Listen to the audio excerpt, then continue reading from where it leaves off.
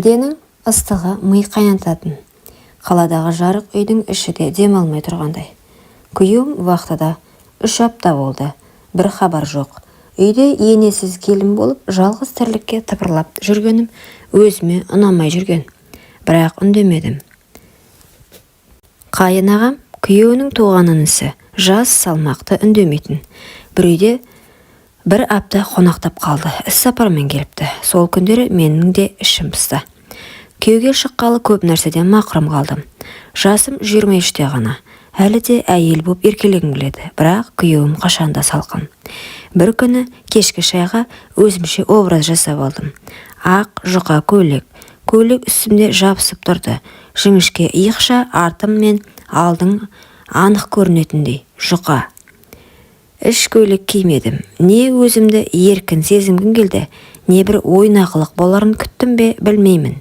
Кейде әйел іште сезеді ғой. Қайнағам дастархан басында қарсы алдымда отырды. Мен нан турап отырғанымда ол көзін көтермей отырып, «Сен көйлек ішінен киім кимегенсің бе?» деді. Дәл маңдайымнан ұрғандай сөз. Бірақ бетімнен тер шықпады. Керісінше ернім дірілдеп, жүрегім дүрсілдеді. «Күн ыстық қой» дедім. Ол орнынан тұрып, менің жаныма келді. Екі алақанмен үстелдің шетінен ұстап, маған иіліп қарады. «Қызық, бұрын сені бұлай көрмеппін» деді ақырын. Менің бойымдағы ыстық толқын басты. Көйлегім беліме жабысып, омыраудың ұшы көйлекте тікірейіп тұрғанын сезіп тұрдым. Мен орнымнан тұрайын деп ұмтылғанда, ол қолымнан ұстап, «Бүгін сен тым еркін жүріп келесің, маған осылай ұнайсың» деді. Сөзі менің санамды жаулап алды. Мен үндемедім деп, иығымды сәл көтеріп теріс бұрылдым. Артымнан көйлегімнің етегі желмен көтерілді. Ол менің бүксеме бір сәт үңіле қарап, демін ішіне тартып тістеніп тұрды. Түнде өз бөлмеме кіріп жатып едім. Терезе ашық, бөлме іші самалмен толып тұр. Бір сәт бөлме есігі сықырлады. Ол келді. Есікті жаппады. Мен ұйықтап жатқандай болдым. Ол маған қарап біраз тұрды.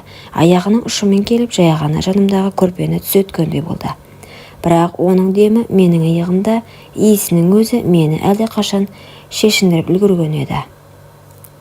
Мен көрпемнің астында жатқанмен жүрегім дүрс-дүрс етіп соғып жатты. Қайнағамның демі иығымда, иісі ішіме өтіп кеткендей. Ол орнынан қозғалмай ұзақ тұрды. Мен ештеңе болмағандай жастықты құшақтай жаттым. Кенет ол менің шашымды сипап өтті. Сол сәт денем тоқпен шарпылғандай селк етті. «Кешір, бірақ мен сенің денең үндемей шақырып тұр» деді. Мен ештеңе демедім, тек демімді терең тартып, иығыммен сәл артқа сүйеніп, оның алақанына тиіп кеттім. Ол түсінді. Қолын мойныма апарып баяу сипай бастады. Мен көзімді жұмып, еріксіз ернімді тістедім. Көйлек жұқа еді. Менің төменгі жағымды сипағанда ішімнен ыстық толқын жүріп өтті. Ол алақанмен арқамды жайлап сипап, көйлекті жоғары қарай сырғатты. Мен еш қарсылық танытпадым. Тек жамбасын сәл итеріп, оның не істейтінін күтіп жаттым. Көйлек бүксемнен жоғары көтерілді. Оның алақаны жалаңаш санымда. Мен ересек әйелдерді емес, алғаш рет тыйым бұзылғалы тұрған қыздай құштарлықпен ұстап тұрды. «Аяулым» деді, жылағандай дауыспен. «Сені бұрыннан аңсадым». Мен терең дем алып, ақырын ғана, «Бүгін үнсіз болайық» дедім. Сол сәт бәрі тоқтап қалғандай. Көйлек бір итеріп шешілді. Мен оның алдында киімсіз тұрғанымды сездім, бірақ ұялмадым. Керісінше өзімді әйел ретінде бірінші рет назарда, құштарлықтың ортасында сезіндім. Ол мені ақырын жатқызды. Қолдары мойнымнан, омырауымнан ішімне жайылып, тілім шықпаса да денем айтып жатқандай. Ол мені иіскеді. Омыраудың ұшынан сүйіп өтті.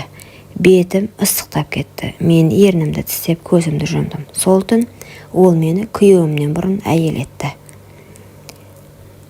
Түн өтіп кеткен, бәрі үнсіз, терезе сыртында тек желдің сызылы ғана. Мен төсекте әлде оның құшағының ыстығын сезіп жатым. Көйлек жерге түсіп қалған. Тәнім шаршағанмен жаным ояу. Ішімдегі бір түйін тарқап, өзімді босатқан адамдай сезіндім. Кенет есік сықырлады. Мен селк еттім. Бірақ ол ғана екен. Қолында бір кесе шай. Көзіне тіке қарап, «Сен енді менің әйелімсің» деді, баяу ғана. Мен көзімді тайдырып, сенің ініңе тұрмысқа шыққанмын дедім, әлсіз дауыспен. Ол жанымда тізерлеп отырып, шайды үстелге қойып, бетіме қарай еңкейді. Ол менің қолымды алды да баяу ернімді сүйіп алақанымен бетін басты. Сенің денеңнен кеткім келмейді деді тағы да. Ол қайта тізерлеп, менің тіземе қолына барып, баяу тізеден жоғарылай сипай бастады. Мен ыстықтан дір ете түстім. Тоқта дедім жай ғана, бірақ денем тоқтамай жатқандай. Ол қолын тоқтатпады, тек сұрады. Сен мені қаламайсың ба деді. Мен үндемедім. Бірақ аяғымды сәл ашып өзіме жауап бердім. Ол жай ғана күліп маңдайымнан сүйді. Бүгін ешкімнің әйелі емессің, сен менікісің деді. Үйдің есігі сарт етті. Кенеттен дыбыс ете қалған дауыс естілді. Кім бар үйде? Ол еді, күйеуім. Бір ай ерте вахтадан келіп алыпты. Мен орнымнан тұрып, ішімдегі әлдебір сұмдық сезімді баса алмай жүргенімді ұстадым. Күйеуім бөлмеге кіріп, балаларын құшақтап, маған сәл жымиып қарады. Жағдай қалай, сағындыңдар ма? Иә дедім сыбырлап. Ол маған жақындады. Бірақ мен еріксіз шегіне бердім. Сол сәтте ол қасына келіп, қолымды ұстады да, сен өзгеріп кетірсің, көзің басқа. Мойныңда белгі тұр ғой, не болып жүр деді. Мен дереу теріс айналып, ештеңе емес, балалармен әбігер болғаным ғой дедім. Кешкі астан кейін бәрі тынышталып, күн туа бере күйеуім жатын бөлмеде мені жанына тартты. Бірақ мен тартынбадым. Неге? Бұрынғыдай емессің. Жоқ, сенің денең өзгеріп кеткен. Жүктісің бе деді. Мен орнымнан атып тұрып, қой, тыныш жатшы дедім. Мен қалай жауап берерімді білмей қалдым. Тек көзімнен жас парлап төмен қарадым. Сен үндемеген сайын күдігім арта берді. Кімнен бұл бала деді. Сол сәтте есік ашылып, ол кірді. Қайнағам, менімен көзіміз түйісті. Күйеуім оған бұрылып, сен не қылып жүрсің? Бұл сенің шаруаң емес деді. Бірақ ол тіке қарап, бұл бала менікі деді. Ол үй ішінде өлі тыныштық орнады. Күйеуімнің көзі шарасына шықты. Сен не дедің? Сен менің ағамсың. Ол менің әйелім. Сен не істедің деді. Қайнаған сілейіп тұрған інісіне қарап, мен күнде әр үйдің бұрышынан оның жылағанын естейтінмін. Сен жоқ кезде мен жүріппін. Бірақ бұл ойнасы емес, мен оны шын сүйіп қалдым деді. Күйеуім орнынан тұрып, екеумізге алма-қайза қарап тұрып, жүріңдер, екеуіңде бұл үйден кетесіңдер деді. Сен менің әйелім емессің. Менің анамның жатқан топырағы асты үстіне келер, мұндай масқараға деп айқай салды. Мен үнсіз жылап тұрдым. Оның айғай емес, жүрегінің жарасы көбірек ауыртты. Сол сәтте есікті тарс жауып, үйден жүгіріп шығып кеттім. Арада 2 ай өтті. Мен жертөледе бір бөлмелі жалдамалы үйде 3 баламен отырмын. Ішімде бала қозғала бастады. Көше суық, аяғым ісіп, езуіме күлкі сирек ілігетін болған. Күнде кешке балаларымды ойнатып, ұйықтатқан соң терезеге қарап ұзақ отырам. Ол екеуі де жоқ. Күйеуім мені кешірмеді. Қайнағам хабарсыз кеткен. Естігенім, ол басқа қалаға жұмыс ауыстырып кетіпті.